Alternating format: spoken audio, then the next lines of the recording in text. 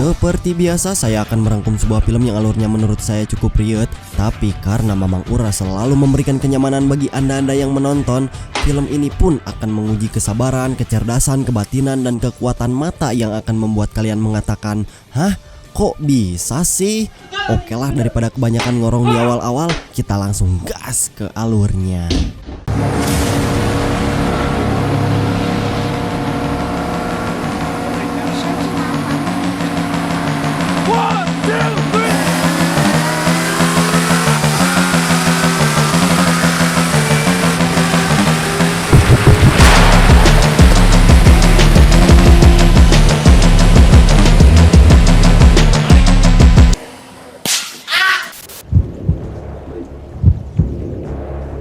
Kisah akan berfokus kepada seorang pria yang sedang berlatih senapan bernama Bob Lee Swagger. Dia merupakan mantan sniper asal Amerika Serikat yang telah gugur dalam misinya, dan kali ini dia melanjutkan kehidupannya tanpa bergabung dengan militer.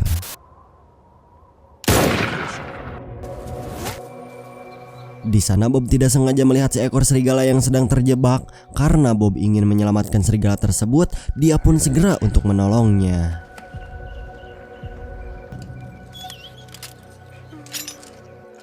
Tidak lama, muncul bapak-bapak pemburu yang mengatakan bahwa serigala itu miliknya, dan di saat itu juga mereka pun akan mengambil serigala tersebut. Namun dengan mastaka atau muka yang sangat tidak meyakinkan, Bob segera mengambil senapan yang dimiliki mereka, dan di sana dia sempat menjelaskan jika serigala merupakan hewan yang dilindungi. Dan siapa saja yang membunuh hewan tersebut, maka mereka pun telah melanggar aturan. Namun kedua orang itu yang tak terima perkataan Bob pun langsung menyerangnya.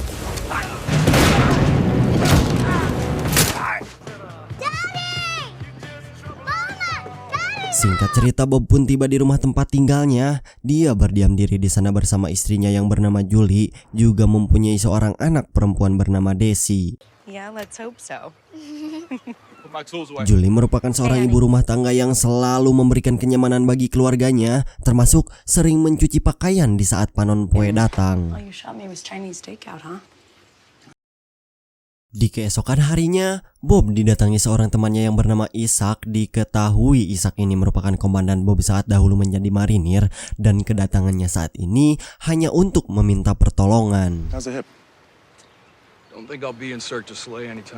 Kemudian di sana Isaac menjelaskan jika 10 hari yang lalu telah terjadi penembakan terhadap seorang agen, dan pelaku tersebut menembak agen itu dari jarak 1,5 kilometer. Lalu si penembak itu memberikan surat di tubuh korbannya yang bertuliskan bahwa target sebenarnya adalah Presiden Amerika Serikat.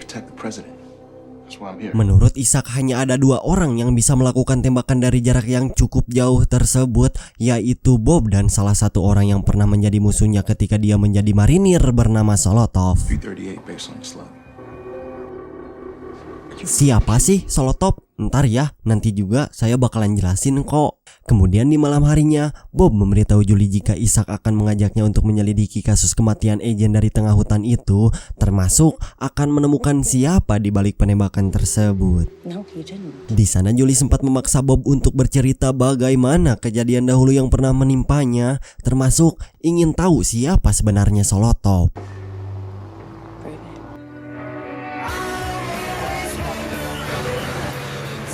Scene kemudian berpindah di masa Bob menjadi marinir. Dia diberitahu oleh Isaac bahwa saat ini Solotov sedang memburu keberadaannya.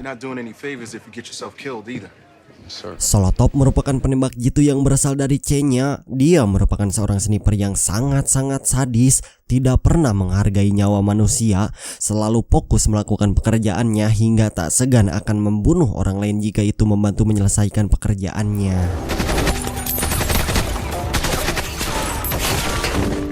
Dan kenapa Solotov saat ini mengincar nyawa Bob? Karena saat ini Bob akan mengungkap penyelundupan operasi narkoboy. Setelah mendapatkan perintah, Bob mengajak sahabatnya yang bernama Donnie untuk mengawasi wilayah yang akan menjadi transaksi tersebut. Dan tanpa mereka sadari, Solotov sudah mengawasi mereka dari kejauhan. Tapi karena Solotov salah menghitung arah angin, Bob pun terkena tembakan di bagian kakinya. Sedangkan Donnie dia harus tewas akibat peluru mengenai dadanya.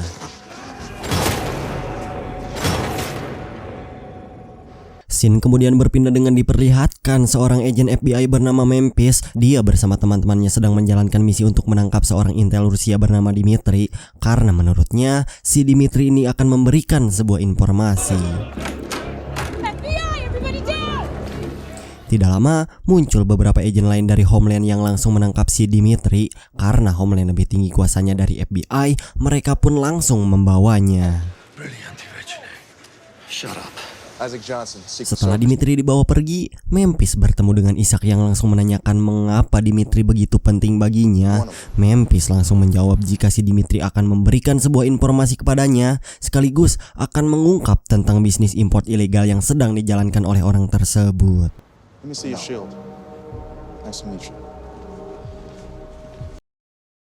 Di keesokan harinya, Bob menemui Isaac di atas gedung yang sedang bersama temannya bernama Payne. Dia adalah seorang kontraterorisme yang akan membantu Isaac dalam menangkap Solotov.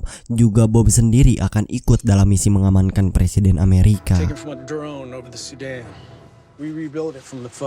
Kemudian Isaac memberitahu tentang titik kemunculan di mana Presiden Amerika akan turun dari mobil, serta Presiden Ukraina pun ikut hadir dalam acara tersebut.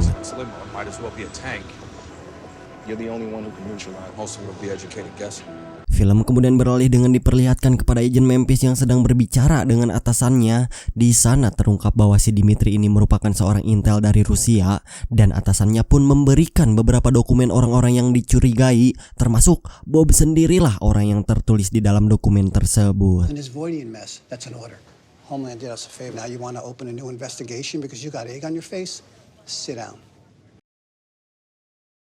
Sebelum hari pertemuan itu tiba, Bob mempersiapkan peluru untuk senjata barunya dan akan melatih kembali kemampuan dalam menembak.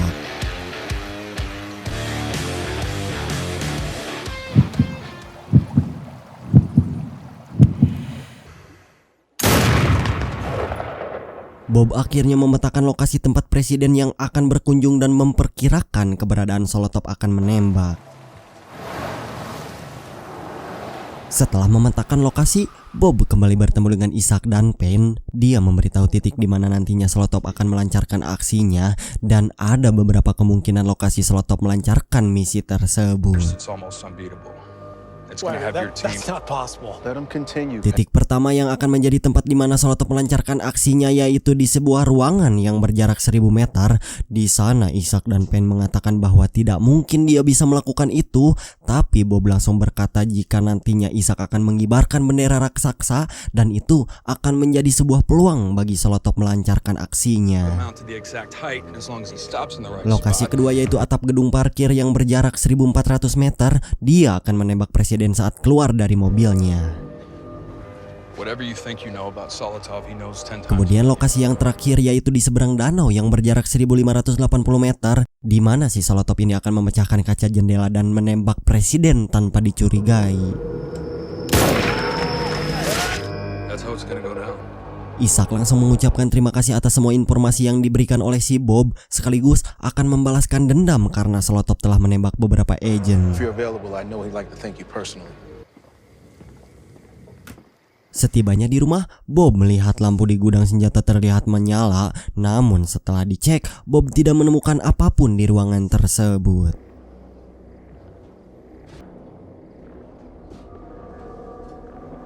Scene kemudian memperlihatkan kepada agen Memphis yang sedang memberitahu atasannya bahwa Bob merupakan seorang marinir yang sekarang menjadi warga biasa dan selama hidupnya pun tidak pernah melakukan kejahatan. Di sana atasannya juga mengatakan jika sekarang Memphis ditugaskan untuk membantu timnya dalam kunjungan presiden, dan jika ada seseorang yang mencurigakan maka dia berhak untuk menangkapnya. They say they need bodies on the outer perimeter. You want to help out? Kemudian hari pertemuan pun tiba. Di sana terlihat banyak sekali orang yang sudah berkumpul, termasuk Presiden Amerika Serikat, serta Presiden Ukraina pun ikut hadir dalam acara tersebut. Tidak lama, Isaac memberitahu bahwa dia tidak menemukan keberadaan Solotov yang membuat Bob seketika panik dan berlari sambil berkata bahwa dia salah perhitungan. Solotov akan menurunkan bendera dengan peledaknya dan inilah yang terjadi.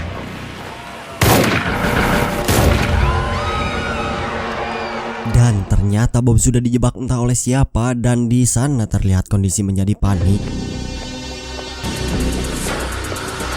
Payne yang tiba-tiba saja datang dengan menggunakan seragam polisi dan akan melumpuhkannya. Meskipun berhasil melarikan diri, tetapi Memphis berada di bawah dan langsung menangkapnya. Do it! My name is Bob Lee Swagger. I did not kill the president.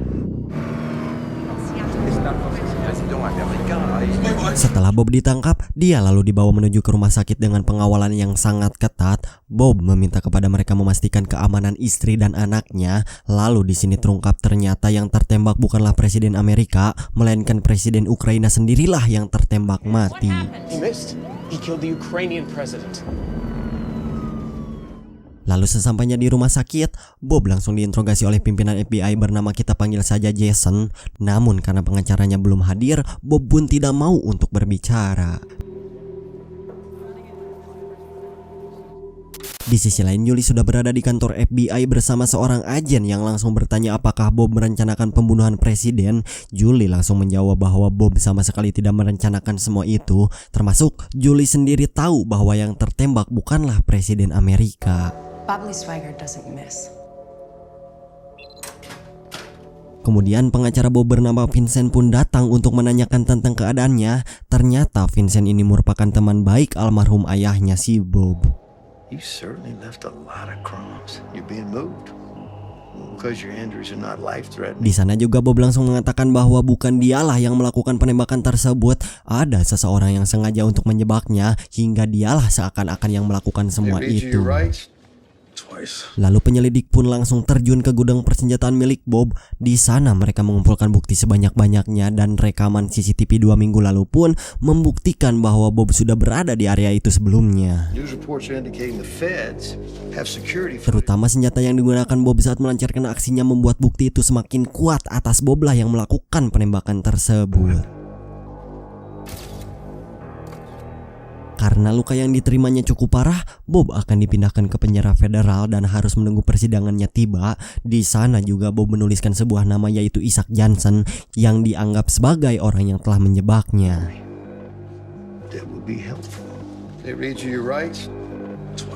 Media meliput Bob sebagai orang yang telah melakukan hal keji itu dan saat masuk ke penjara federal pun para tahanan membenci kehadiran Bob. Setelah masuk ke kamar sel pun Bob ingat jelas kejadian itu dan yakin dalang dibalik semua ini yaitu Isaac, orang yang memberikan misi tersebut. Di sisi lain kita pun diperlihatkan kepada seorang bapak bernama Misum. Dia merupakan orang yang termasuk dalam pembunuhan Presiden Ukraina dan di situ Isaac memberitahu jika Bob gagal dibunuh oleh Payne. Misum yang mendengarnya pun sontak meninggalkan Isaac di tempat itu sendirian.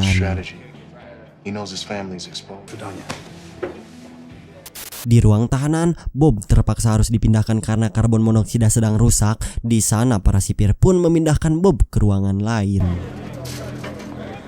Dan disinilah kita akan melihat seberapa hebat Bob melawan para tahanan sehingga perkelahian pun tak terhindarkan. Untungnya datang seorang tahanan Rusia bernama Alexander. Dia langsung menolong Bob dan memberikan ucapan terima kasih karena telah membunuh Presiden Ukraina yang dimana itu merupakan impian saudaranya selama ini. Thank you. For your bullet, come. Let me see your 45.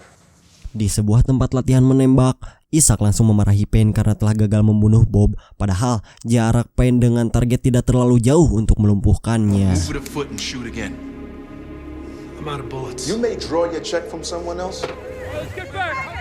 Film kemudian berpindah dengan Julie yang sudah kembali ke rumah dengan banyak sekali reporter yang berada di rumahnya. Dan di sana Vincent memberitahu Julie bahwa ada seseorang yang telah menulis email kepada presiden yang mengatasnamakan Bob Lee Swagger. Dan dalam catatan tersebut tertulis jika Bob meminta medali seperti almarhum ayahnya sendiri.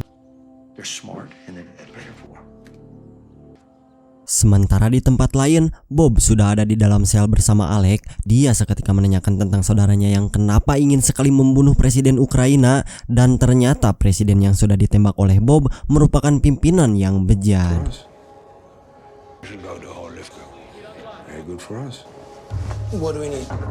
Di sana Bob juga sempat menghubungi Julie, namun ternyata Isaac lah yang ada di baliknya. Hi, honey. Why? Setibanya di dalam sel, Bob langsung mengatakan kepada Ishak, "Why? Kunaon? Apakah belum cukup gitu effort selama di medan pertempuran? Dan selama 3 tahun juga, Bob sudah ada di bawah kepemimpinannya." Wasn't Solotov. 53 times I went outside the wire thinking Man, you had when my you came six. to my house, she told you. Bahkan di masa Bob menjadi marinir, Ishak pernah diselamatkan oleh Bob. Dan sekarang kenapa situasi menjadi terbalik? Seakan-akan Bob lah yang menjadi kambing hitam. As I recall, you disobeyed a direct order. You may have killed a lot of men. I didn't explain it. Kemudian karena tak ingin keluarganya menjadi korban, Bob dengan terpaksa harus mengatakan bahwa semua itu merupakan perbuatannya dan dengan syarat jika Ishak menjamin keselamatan keluarganya. Interviews, I won't write a book. I'll fade away.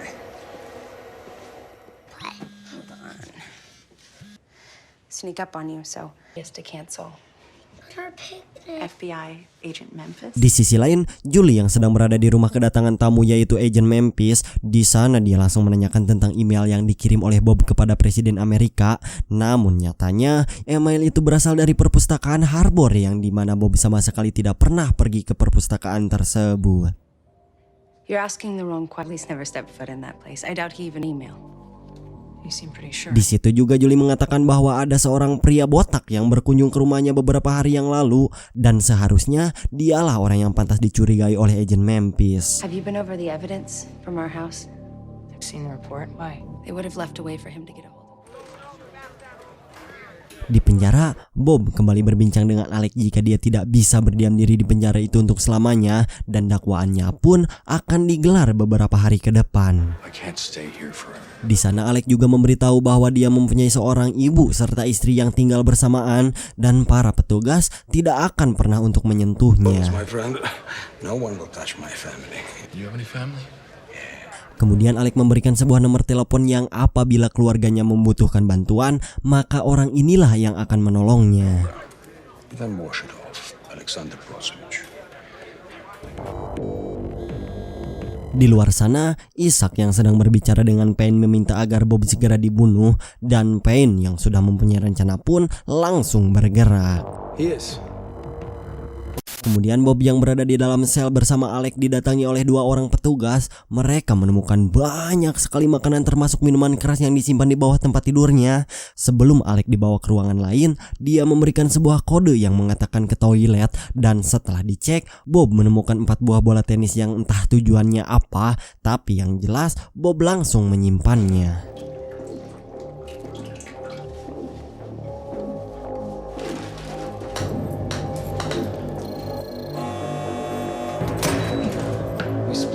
Di malam harinya, seorang sipir yang sudah bekerja sama dengan Payne mulai mengambil seorang napi yang nantinya akan adu jotos bersama Bob. Dan setelah mereka di ruangan yang sama, perkelahian pun kembali terjadi.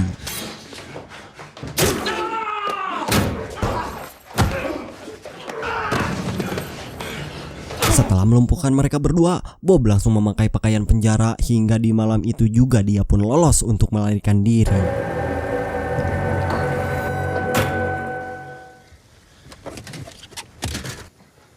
Singkat cerita, Bob lalu pergi ke rumah temannya yang sudah tewas yaitu Donnie. Di sana Bob segera meminta pertolongan kepada ibunya dan setelah itu Bob pun langsung pingsan. Setelah sadar, Bob langsung menjelaskan semuanya bahwa bukan dialah yang melakukan semua ini. Ada seseorang yang telah menyebabnya dan orang itu merupakan sahabat mereka ketika masih menjadi marinir. I'm sorry. I needed help and I Yes, ma'am. Foolish. I let myself believe I was every year. He was a good friend.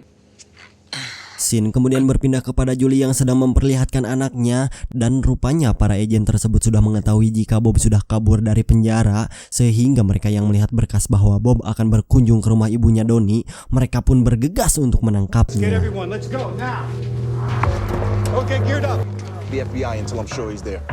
Di sisi lain, Bob yang sudah mengetahui bahwa para agen akan berdatangan ke tempat tersebut, di sana dia langsung bergegas untuk pergi dan memberikan motor milik Donnie kepada si Bob.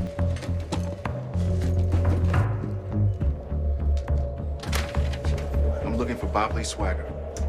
Setelah Ishak datang dan langsung menanyakan tentang Bob, untungnya dia pun segera pergi dari tempat tersebut.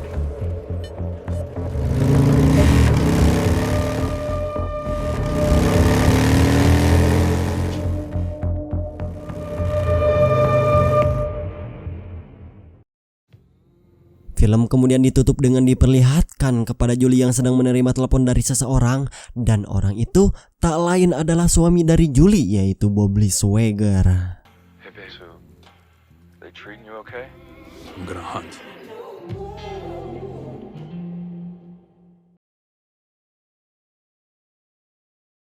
Pertanyaan yang terngiang-ngiang di kepala saya adalah, kok bisa gitu orang yang tadinya cuma minta tolong, tapi kenapa sekarang jadi tukang nyolong? Padahal niat Bob tuh tulus sebenarnya. Apakah si Ishak ini kerjasama gitu dengan orang-orang yang mempunyai jabatan tinggi di Amerika Serikat? Entahlah, hanya film kelanjutannya yang tahu. Saya Ura mewakili tim Bacakan Langit, sampai jumpa di film selanjutnya dan salam Abah Engkus.